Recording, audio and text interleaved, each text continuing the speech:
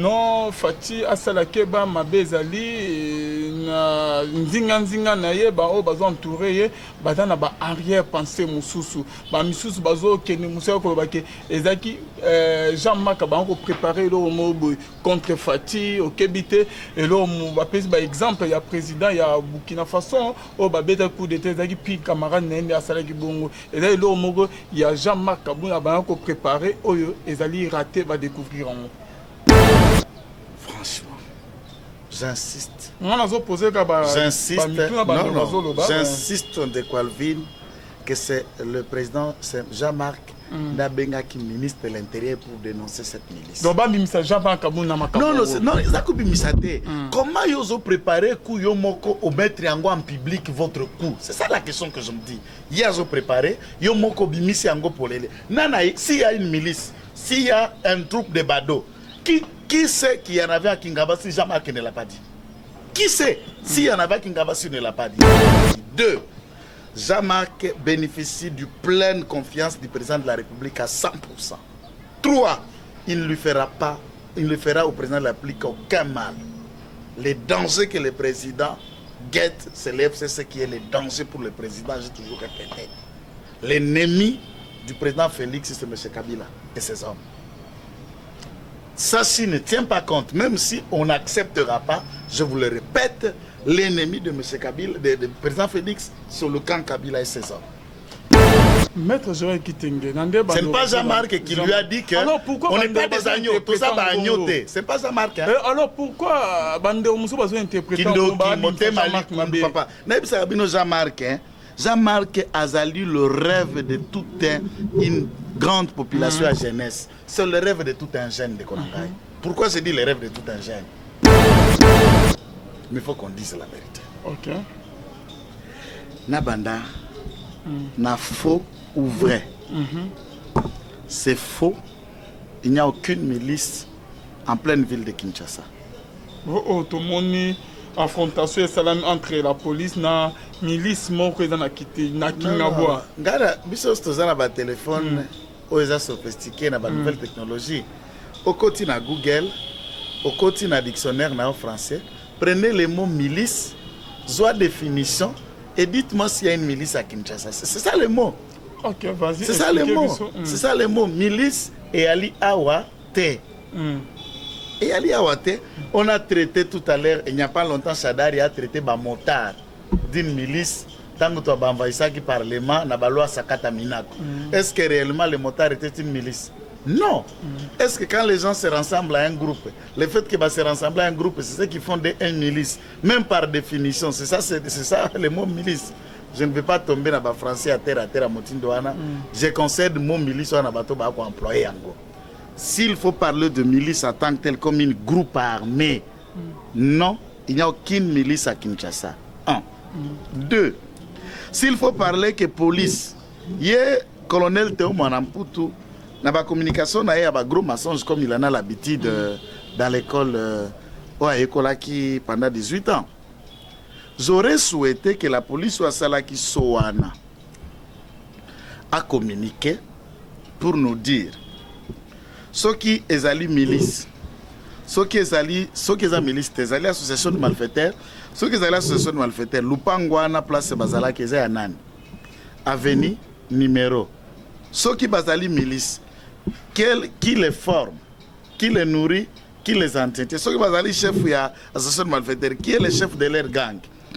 Les enquêtes n'ont même pas encore enclenché directement collé Bango qui sont des lits de peste. Ou c'est elle qui les entretiendrait. Sur base de quoi alors que la police ne sait même pas communiquer là-dessus pour ne pas éclaircir Bisso, presse notamment, dans l'opinion publique, de quoi il s'agit. Par contre, c'est une parcelle, commune, quartier industriel, concession la société avant le pillage. Parce qu'on a quand il y a concession, on a pratique armation. Il y a 3 clubs de judo. Il y a 4 il y a karaté, boxe. Bref, la discipline sportive, il y a un belé. Souvent dans les milieux de sport, je n'encourage pas. Au Gouta, il y a Diamba, Baza Place, batu ya makaya, batu ya game, ça c'est dans le milieu des sports. Bisogno so tant que toko la lelo boye, to le karama judo, moi karaté, c'est la foot de la jeunesse. Et cette parcelle est connue dans les quartiers en tant que telle pour la discipline sportive. Maintenant, pour intimider les gens de la police et du quartier, ils se réclament être d'une base quelconque. C'est le président Kabound qui n'est pas à 2 avenues de là où cette parcelle se trouve. À Molarasco, un troupement sportif insécurisant pour les quartiers, pour lui-même. Comme un député, il y a Moamba, c'est lui qui donne l'alerte. Prenons l'hypothèse milice à IDPS. Kabound, année numéro 1 à IDPS pour le moment, il y a Bengi police. Est-ce que vous imaginez un peu ça? Kabound n'a Bengi ministre de l'Intérieur pour lui informer qu'il y a un groupe de Bado Bazalagana Kati Awa. La manière dont on se voit, c'est une insécurité pour les quartiers. Et le démanteler, empêcher que ça sera bien. Les visages qui sont là, c'est vraiment purement des voyous. Sous l'eau, c'est Kabounda qui informe. Ce n'est pas la police qui a enquêté. Ce n'est pas la police qui peut nous dire. Puisque la police qui a enquêté, il fallait vous dire, Bavandi, on a combien d'années? Parce qu'on a combien de temps? Cette formation était portée sur quoi? On a 6 États armés. Ils ont eu les armes où et autres. Tango Baye, c'est la demande du président Kabounda. Le ministre de l'Intérieur va diligenter un service et la police d'abord non apparent, va identifier batali système batali ba air na bango, il y a entraînement et l'assaut de la police a été donné.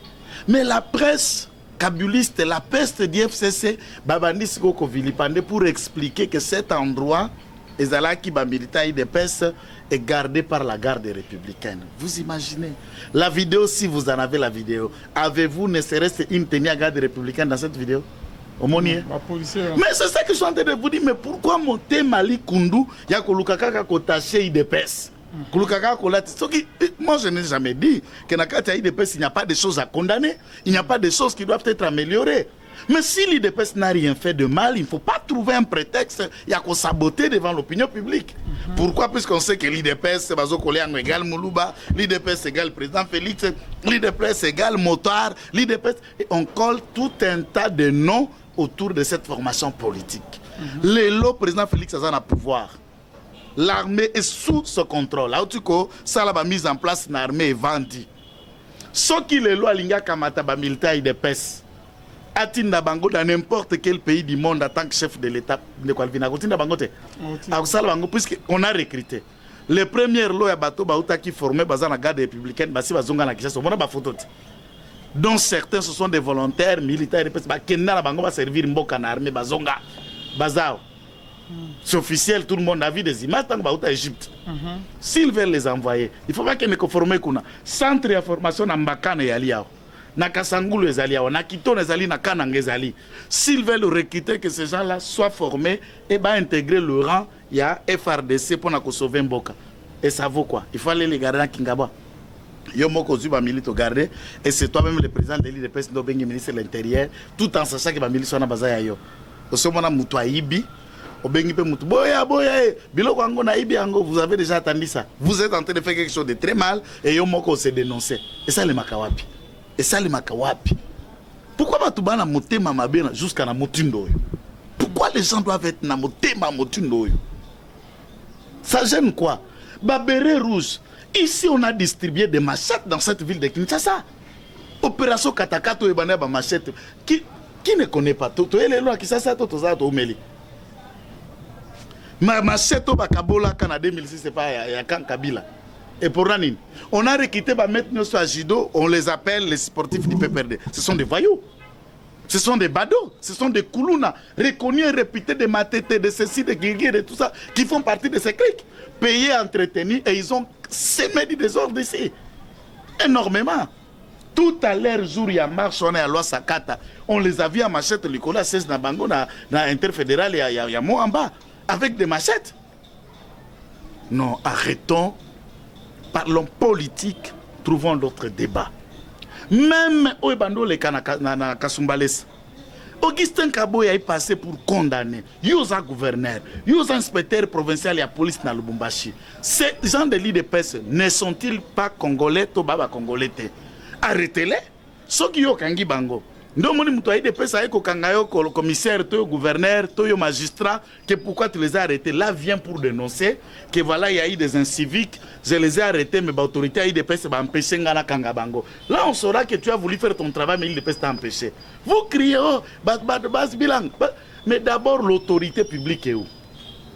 C'est l'IDPS qui gère maintenant l'État, la province du Katanga, du Haut-Katanga, où il y a un gouverneur, il y a une police, il y a une armée, il y a le cours des tribunaux, le parquet général et le parquet près de tripler, le parquet de grande instance, il y a des instances judiciaires là-dessus. Il y a des services de renseignement. Qu'est-ce que ces gens-là font pour que c'est que les politiques et les partis politiques va faire privé.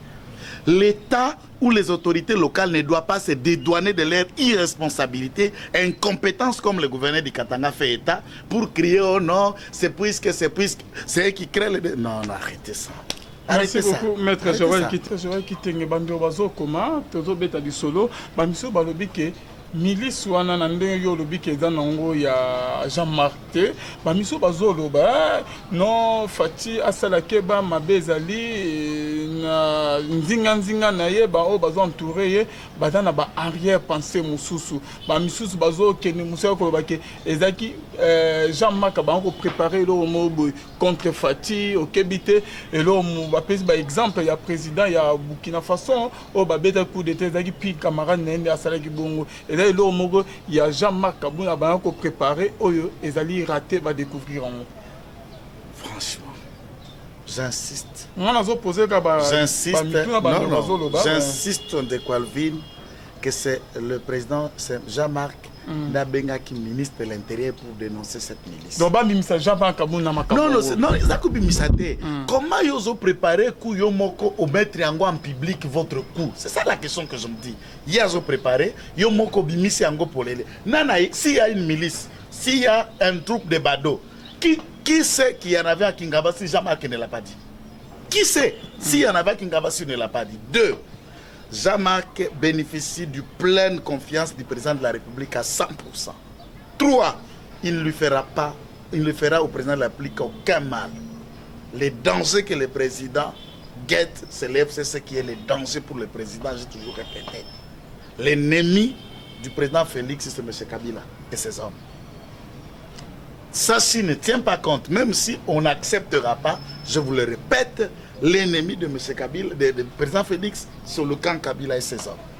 Maître Joël Kitenge, ce n'est pas Jean-Marc qui lui a dit qu'on n'est pas des agneaux, tout ça va agnoter. Ce n'est pas Jean-Marc. Hein? Alors pourquoi Bande Omuso va interpréter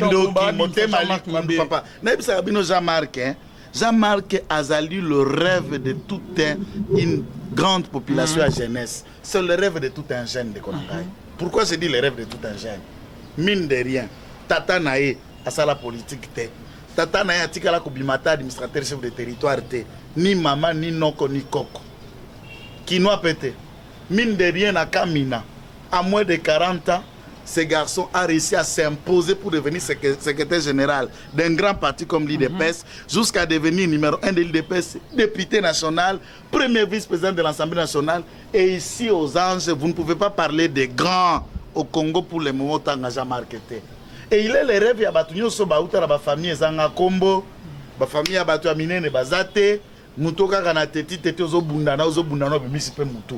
Et tous les jeunes s'identifient à lui comme le symbole du courage, le symbole d'une lutte, le symbole d'un combat.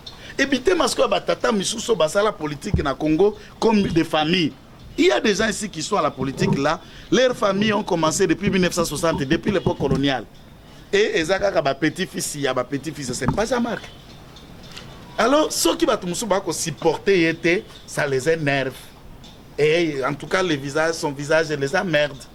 Et ils vont apprendre à vivre avec lui, puisque dans le chiquet des débats politiques, vous devez faire avec lui. Il est là. Dans la cour des grands, Jean-Marc est là. Dans les débats des grands, il est là. Ça, il n'a qu'à consommer ça. Il n'y a pas de débat. Pas à consommer encore.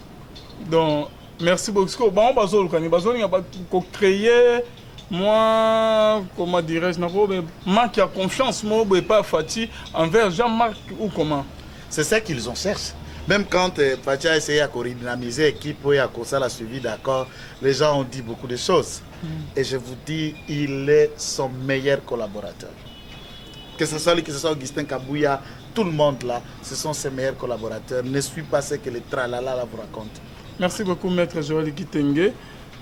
Maître Joël, Moutouna Moussé Dali, va suspendre assise. Il y a Sénico. Pourquoi? Réforme électorale, je vous ai dit, Bissot a participé. Ça ne nous intéresse pas, Bissot a eu des pèses. Et pourquoi va suspendre en haut et Banan va suspendre? Puisque, est-ce que les autres mouvements européens, les petits commissionnaires Bango congolais, les Européens, l'Université de Liège, la Belgique, les États-Unis et les ambassadeurs ont financé ces forums et quelques commissionnaires, honorables, députés à Lukunga, députés à Kikwit, tout ça, se sont retrouvés pour débattre des questions qui n'engagent pas le Congo. C'est un débat scientifique, nous le concédons en termes scientifiques, puisque la science n'a pas de frontières. Et la science peut être belge, elle peut être tout ça, la science elle est internationale, elle est universelle. C'est une valeur universelle. Alors, pourquoi réforme? Je vous ai donné ma position.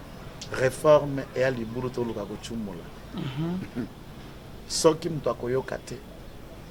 Nazananga grand te. Je ne suis pas imposant, mais je suis sûr de ce que je raisonne, de ce que je dis. Mais tous les gens il y a IDPS Papa Joël Bazali pour réforme en haut Papa Joël Kitenge. Chez nous, il y a la liberté d'opinion, de pensée, de concepts, d'idées. Chacun a se servir, na savoir naé, on a quoi émettre l'opinion naé. Hormis ligne maîtresse, il y a partie, on fixe déjà les lignes, il y a cette ligne maîtresse, et ensuite, ligne maîtresse, on a un dengue à réflexion. Mais tant que les capons a communiqué, chacun essaie à étaler où ils ont à bongo naé. Et je ne voudrais pas ici faire analyse à bongo à Mutuna Mutu. Je vous dis, on ne peut pas réformer quand on a 32 députés nationaux au Parlement. Et pourquoi? Ça veut dire, sur 500, quand vous avez 32, ça veut dire que vous manquez combien? Vous manquez combien? Alors vous voulez réformer quoi? Réformer, ça veut dire quoi? C'est prendre des textes, pour changer de texte, on a un remplacement des nôtres. Et que vous allez adopter par quel mécanisme? On va adopter ces textes comment? C'est le Parlement qui va en débattre. Et le Sénat et le Parlement, on a quelle majorité? Pourquoi ne pas travailler, réfléchir sur résoudre les problèmes des Congolais? Redonner encore la confiance aux Congolais et que le président reste notre candidat en 2023. Lorsque nous gagnons et la présidence et la majorité, nous allons mettre maintenant des réformes utiles et profondes. À ce stade, je ne sais pas qu'est-ce qu'on veut. Merci beaucoup, Maître Joël Kitenge. Moïse Mbi a yokobimsa banzem netke ya fidèle nanga banzem webele maloba ya bien ba clip pas bien. Mais cette fois ici, c'est comme si ezali premier album ya Moïse Mbi depuis album né ya champion Tulolo qui est raté dans marché des disques jusqu'à Kabeya. Est-ce que affaire Eliane Bafeno est causée suite ya Moïse Mbi ou pas? Jusqu'à Kabeya. Contourner les faits Eliane, o ezako étouffé carrière, o ilingi ko étouffé pe ko dindisa ye akita ba sepela lisusu na yete. C'est ça ce qu'on devait faire. Mais là, on a comme l'impression que autour de lui na yebite banane bazako sala yango, azako ko avancer lisusu te. Il est complètement bloqué quelque part. Quelque part il est bloqué à cause des faits wana. Et les gens commencent à colbaquer évidemment Eliane, en termes de destruction, eh ben, il a réussi son pari. Koya kokota pona ko perturber vie naie. Ko sala en sorte qu'il a évolué te.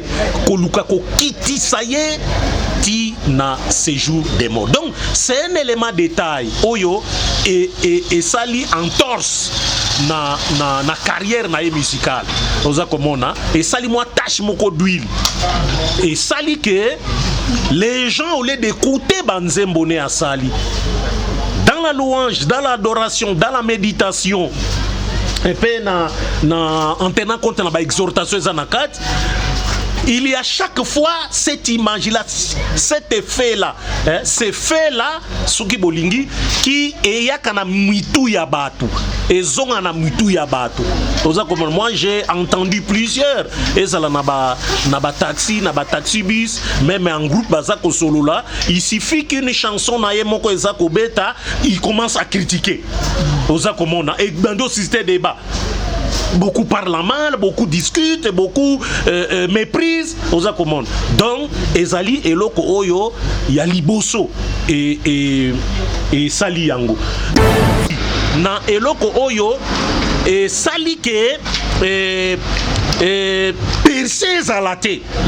C'est dans l'imagination Yabatou. C'est pourquoi ils ne veulent pas s'intéresser tout de suite en masse à cause de l'Okwana. Donc c'est parti d'abord na mayele na idée na pensée bato bazanango sur lui, sur Banzembo naye, sur ba texte naye oya commis pour na Banzembo na album naye Triomphe oyo ebimi presque déjà un peu partout. Est-ce que c'est sûr que mon frère Jijika Kabeake, Moïse Mbi Azoke déjà na déclin, il y a carrière, acharnement contre lui. Donc, laissons les temps Oyo Ezali. Ils disent quand même que l'album Nayo, il y a Moïse Mbi a raté. Bon, on peut dire ça parce que ça ne décolle toujours pas. On les voit chanter, il y a toujours l'ombre à Eliane de Zomona Nawana. Ombre moko ya Eliane et ça koleka na miso abat. C'est-à-dire qu'on les voit chanter, banabatimo ba monika na mitu na bango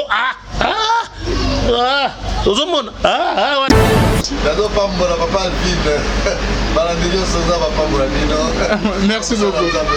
Merci papa Mike Flo. Merci beaucoup. Je crois que prochainement tu yambaya azana émission na biso voilà fidèle. Shalom, shalom, bien-aimés dans le Seigneur. Un grand merci, Nabino Nyons Tobozo, la Nabiso de partout. Bonzambe, Nabonzambe, Lola, Ezofuta, Simana, Toya, Roloba, Kenzama, Boto, Kwaye, Wapi. Merci, Nabando Nyons Tobozo, Namusalo. Là, je vois le pasteur Fezami, si à la bouche autorisée de l'éternel depuis Zurich, Nafilo Mukwaya, Motema Bivin, c'est de Homo depuis Londres, Pena Mama Gisèle, Luke, le Motema Papa Emmanuel Naboson, les frères Papi, Kongé, Nanzambe, Yalola, Amona, Bonzambe, Nabonzambe, Lola, Ezofuta, bien-aimé dans le Seigneur, na émission le ring qui est la vérité, Tozananan, Tozayinan de Konabino, Boseplane, Makasi, Jijika, Jean-Jacques Kabeya, Tomé Kosolola, par rapport à Bamakamezo Salama, qui Bonzambe, bien-aimé dans le Seigneur. Tomé Koyempe, Kosa analyse mon Jijika Kabeya. Binoba Obozo dans la biso de partout pour découvrir Makamu ya moi mina émission lelo. Shalom Jessica. Shalom Ndekwalville. Bonne santé. Ka coronavirus ka ndenge moni na kangi pona kotosa kaka ndenge mibeko elobi. Donc il faut se protéger. On a se protéger. Mais ah oui, ça non autre ko lo no to za na biso ale to za na biso émission normale. Ah oui, ça c'est. Exact papa. Kabe. Ndeko na ngai. Ah oui, ça c'est. Na awa na plateau na biso na plateau na biso ezate plateau na biso ya ciel ouvert. Papa Nazobanga. Ok, c'est bon. Merci beaucoup, Jijika Kabe. Jijika, question ya liboso ezali ke bandeko babengaki moi mingi to meke mpe kosolola na yo babi que yo vraiment osaba analyse mo ya bien makasi ofongola biso vraiment mémoire. Première question Jijika Kabe, à la fois parce que to lebelaki na yo na espérant que sont sur la musique chrétienne ezo kene liboso to ezo zonga sima to le bayi ba mama ka moi mingi. Première question bandeko ba posaki ba lobi que Moïse Mbi abimisi album nae Triomphe, hein? Triomphe, c'est ça. Album nae à Triomphe. Avant sortir album nae ba maramou belé bimi sur Moïse Mbi. Malgré cela, il décourageait que Moïse Mbi était que à ça la clip abimisa album et Moïse Mbi a yoko bimisa banzem net que il y a fidèle nanga banzem belé maloba ya bien ba clip pas bien. Mais cette fois ici, c'est comme si ezali premier album il y a Moïse Mbi depuis album né il y a champion Tilolo qui est raté dans marché des disques Jijika Kabeya. Bandeko balobi moi mingi. Première question est est-ce que affaire Eliane Bafeno et causer chute il y a Moïse Mbiye ou pas jusqu'à Kabila. Bon, merci na invitation et puis na question aux allez poser. Analyse aux akosala, tout point de vue aux ako émettre et qu'on faire partie na ce qui lui arrive aux acommandes parce que l'objectif on dirait il y a la jeune fille Wana et Zala qui a détruit carrière il y a Pasteur Moïse Mbiye et même dans plusieurs chansons quand vous écoutez Pasteur Moïse Koyemba il parle beaucoup plus de lui des attaques des ennemis qui veulent à sa vie, qui veulent à sa carrière.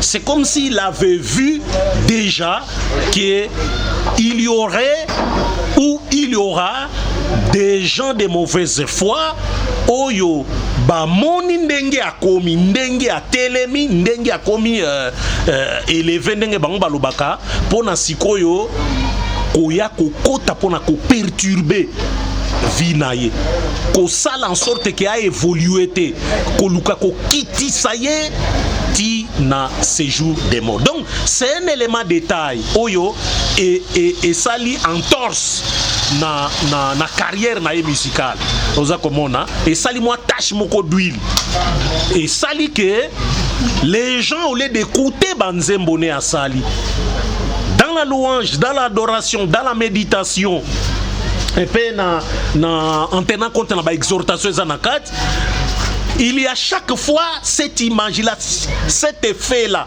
ce fait-là, Suki Bolingi, qui est kana mitou ya batu, et zongana mitou ya batu. Moi, j'ai entendu plusieurs, et ça naba taxi bus, même en groupe bazako solo là, il suffit qu'une chanson na yemoko ezako beta, il commence à critiquer. Et dans d'autres systèmes de débat. Beaucoup parlent mal, beaucoup discutent, beaucoup méprisent aux accommodements. Donc, Ezali et Loko Oyo, il y a Liboso et Sali Yango. Bon, Yami Balé, qu'est-ce qu'il faut dire? Est-ce que le manager a suffisamment appuyé, aguerri, suffisamment outillé pour contourner les faits Wana aux monde? Parce que dans Mokili, par exemple, il y a eu Michael Jackson, hein, Oyo. Makambo touchement sexuel là-bas na Mickey et comme là qui est pendant qu'Azaki a préparé album né Mususu et Salaki Mabe na accusation à Liboso avaba kangae basenga qui selon loi américaine il y a justice a fouta mbongo mokobo et Michael Jackson a fouta je crois 23 millions de dollars aux hommes poté et lokwana et panzanate le fait qu'Azaka sa l'album puis azo la tournée na ye oza komona mwana moko ayaki ayokela ke mawaye avandise na ndako na ye et puis ba ekoloba maman na ekoloba ke ona simbi mwana na ngai et salaki mabe azaki ofuta azaki obligé futa dommage et intérêt mais on a vu comment Michael Jackson na équipe na ba contourna ki yango oza komona ba contourna ki yango pour te ba permettre na sa la tournée na ye et puis ça qui net komatisa ye ti tango ya kokoya makambo na yo et ça qui procès et ça qui kokitisa ya longwe na ndako na ye mais une fois na Londres bi naza ko sala albino 10 concerts bien que baloba ke zala ki 5 10 concerts ya suka avant natika ozomona et omona ki ndenge ba billet et tekama ki ebele ti aki kokufa oza komona donc artistiquement parlant manager moko ya makas peut contourner lokoana oza komona utiliser kaka le talent oyo Pasteur Moïse Azanango surtout na style ne banzembo ne azali kosala ya louange d'adoration pour na contourner les faits Eliane oyo ezako étouffer carrière oyo ilingi ko étouffer pe ko dindisa ye akita ba sepela lisusu na yete oza komona c'est ça ce qu'on devait faire mais là on a comme l'impression que autour de lui na yebite banane bazako sala yango azako ko avancer lisusu te Il est complètement bloqué quelque part. Quelque part, il est bloqué à cause des effets wana. Et les gens commencent à colbaquer. Évidemment, Alian, en termes de destruction, eh ben, il a réussi son pari. Vraiment. Parce que modèle que Moïse Mbi a sali, jusqu'à Kabé, a ça clip pas bien. So la ninja monet que fidèle nangayo. Maloba ya kitoko makase za peu profond. Ba clip pas bien.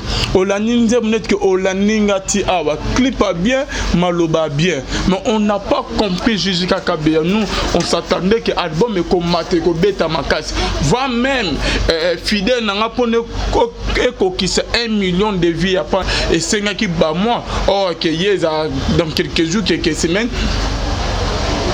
1 million déjà il y a pas vu na YouTube et bêta dans clip mais cette fois ici c'est comme si que Gigi Kakabeya, je ne sais pas.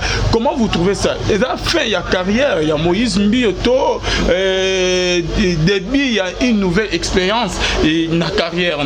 Parce que toujours sentir Moïse Mbioto, Maloba bien, Banzemo y a bien, clip bien, mais on ne les sent plus sur les marchés des disques. Bon, moi je crois que bon, moni na psychologie à Batu, na pensée à Batu Mingi. Il pense na Banzembo Pesi na batit, Moïse se justifie na eloko wana. Ozomona, c'est comme si na Banzembo ya sali, Moïse cherche à répondre. Oza komona na les faits Eliane et beaucoup plus baza na likambo wana et yango nde baza ko apprécier yango te. Oza komona alors pratiquement c'est le même style oyo ya mesana kozala nango mais quand tu écoutes bato ebele kene kozala propos na yo ebele bisika ezali hein.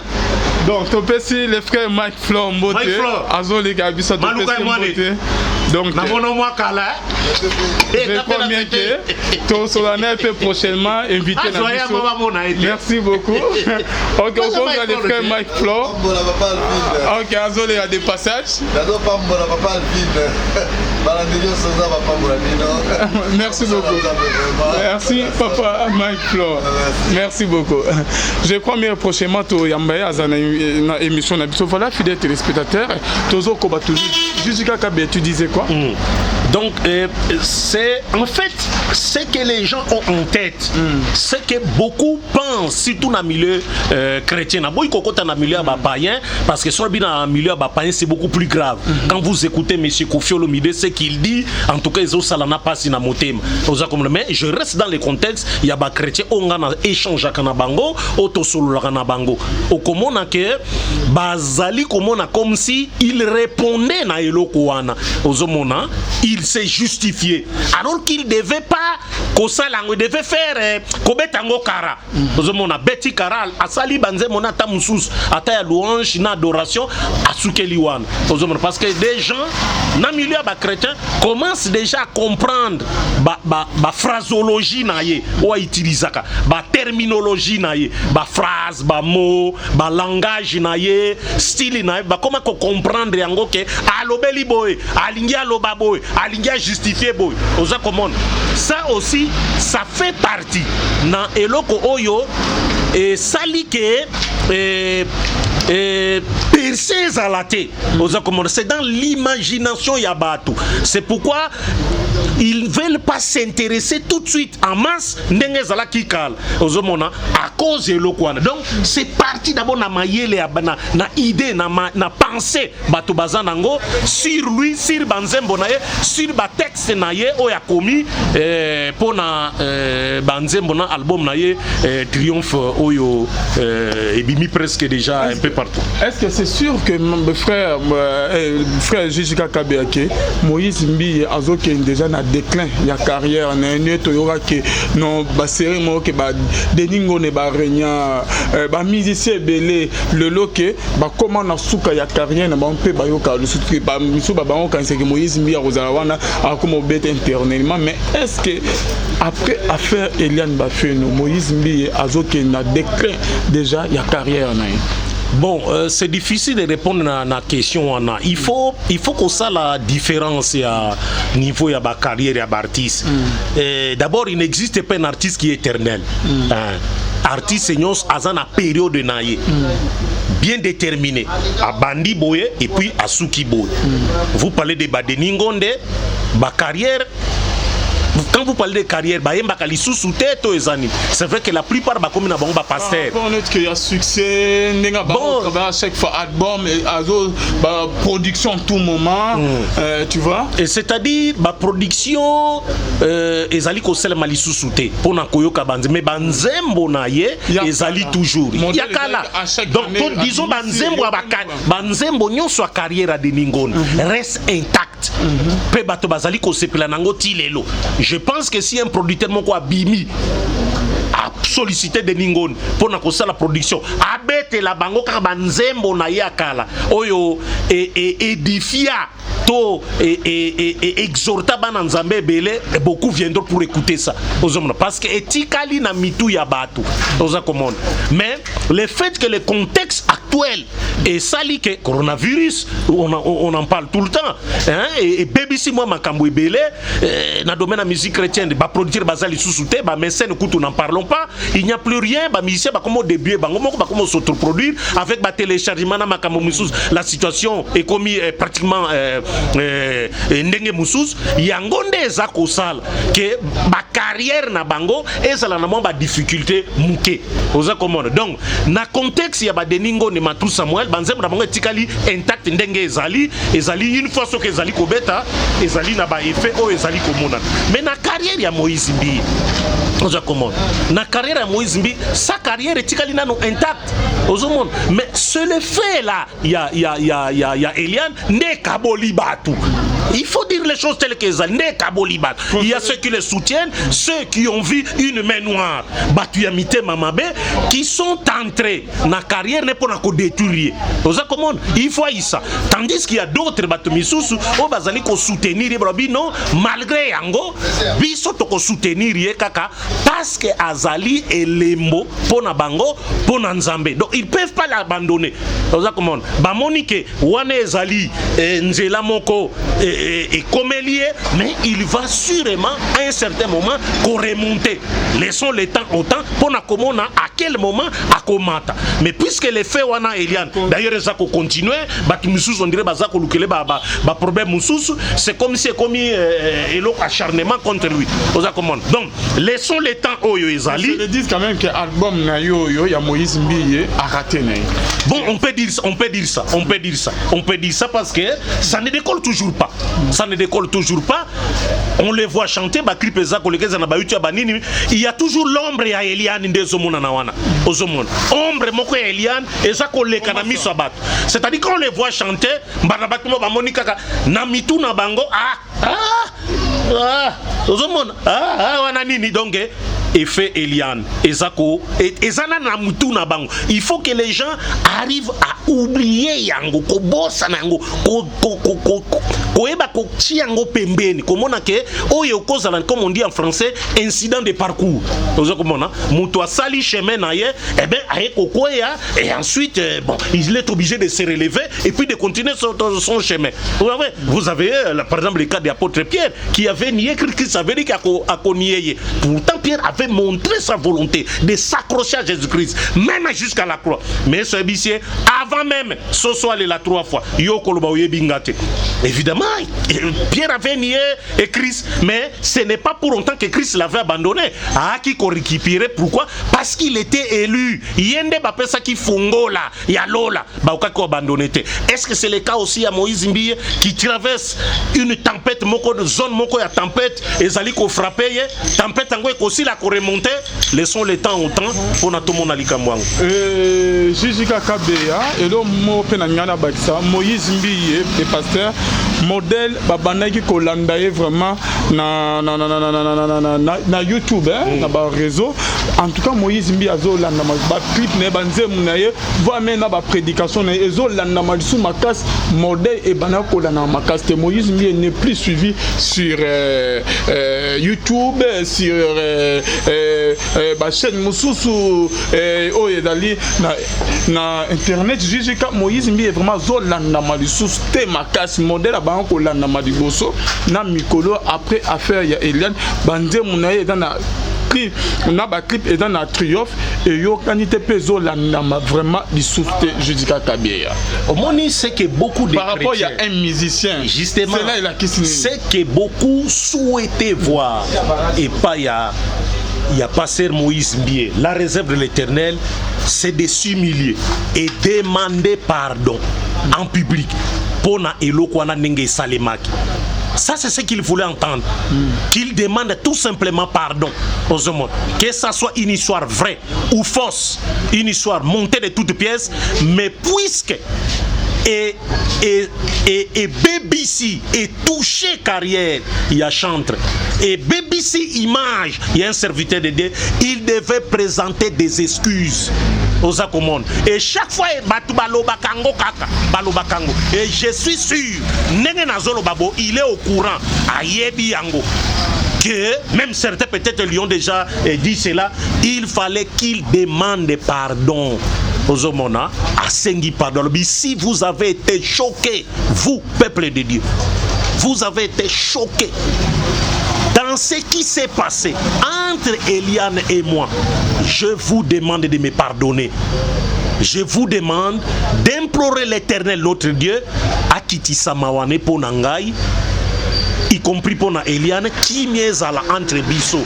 Il est serviteur de Dieu, il ne doit pas cause à la couteau tiré, na batu songolote. Beaucoup s'attendaient ne lokouana. Tant que Salemi kakate, c'est pourquoi on dit les ennemis sont toujours là prêts pour les détruire. L'a-t-il déjà fait? N'a yébité. Mais ce qui se dit, naza kolbana biloko nga naza koyoka. Na ba serviteur de Dieu mususu et même na batu ebele. Ozomon. Et ça na Kinshasa, et ça ailleurs, et ça même na Poto.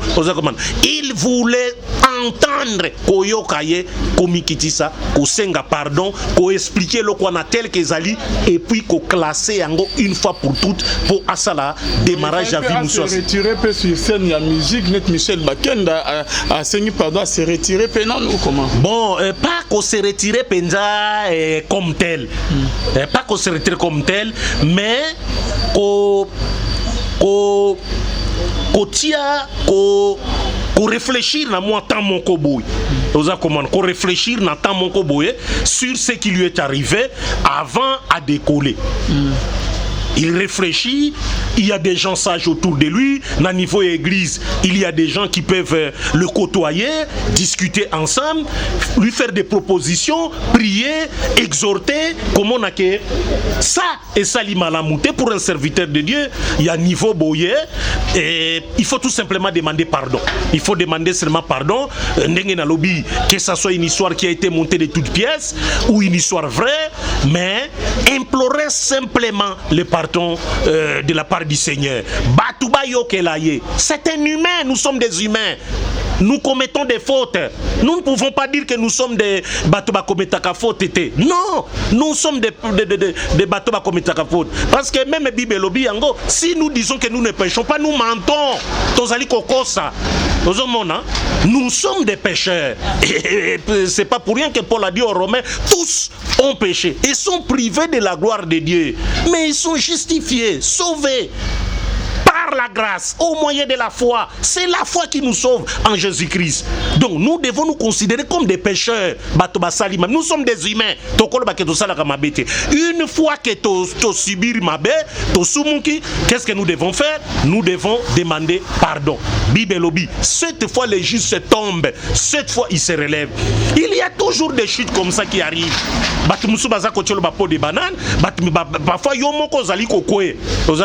Parce que la vie chrétienne, ce n'est pas une vie en ligne droite, c'est une vie en dents de scie. C'est ça la vie chrétienne. Au commentaire, c'est pourquoi Jésus-Christ dit c'est lui qui persévérera jusqu'à la fin, sera sauvé. Là, il est dit dans Matthieu 24, c'est lui qui persévérera jusqu'à la fin, sera sauvé. Pourquoi? Parce que justement, il y a des embûches. il faut persévérer. Persévérer, ça dit tingama. Na esi komonike, nzela moko ezabulu yeke, baza ko boa kelo mabanga, baza ko finga yo, ebe kota la simate.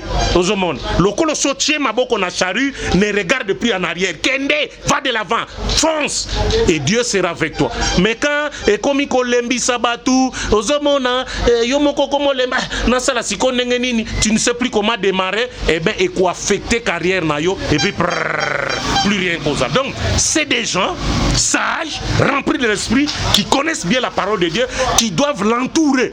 Et puis, qu'on peut exhorter comme il sait, t'as la grandeur aux anango, t'as la talent aux anango. Voici ce que tu devais faire. Salabo, salabo, salabo, Dieu sera avec toi. Sinon, et qu'on a la cacaboye, eh ben, Nengolobi, peut-être que ça fait en carrière naïe, eh ben, naïe bite, mais j'ai du mal un peu à croire à ça. Mais je souhaite que réflexion et ça, ma casse autour de lui sur ce qui s'est passé pour te décoller bien. Et ça, la net, moi, pose, mais il va décoller un peu plus tard. Réaction par rapport à Bandero Moussou, dans l'église Moussou, sous le pasteur, comme l'ingate que l'église Moussou, nous sauté que Bandé Mouya Moïse Mbiye, chantre dans Bango, Baye Mango, na culte. Réaction est aux Andén. Bazo Bake musiciens chrétiens et Bélé décevoir à Bisso. Yo Mouniandén. Bon, Pierre a dit à Christ, combien de fois dois-je pardonner à mon frère? Oui, bien réponse, 77 fois x 7. Donc, il faut savoir pardonner. C'est ça les chrétiens. Christ dit cela. Si vous pardonnez aux autres leurs offenses, votre Père qui est aux cieux vous pardonnera aussi vos offenses. Congolais n'a limbisaka difficilement. Mais là, kaka Congolais mbongo. A kolimbiso na passe. Mingi ba comment na langage ko limbise lengi ko bossa na likambote. Mais c'est quel langage ça? Ko limbise za ko bossa na likambote. Mais c'est très grave. Mais Dieu nous demande de pardonner. Pardonner. Mbeba ndeko na yo asal. Donc, c'est des gens qui ont du mal à les pardonner. Parce que Pona bango, bazouake lokola un orgueilleux. Ozomona, un orgueilleux, bamsuba comme ça qui est école, kona na kati muluba, aza vantara, ngi ko mikiti sate, tale loko asali, a BBC déjà, toyebi makambo na ye, alongwa kuna boyo ke subanze mona été. D'ailleurs nous l'inviterons plus dans l'église na biso. Ozomona, pourquoi? Pourquoi ils disent ça?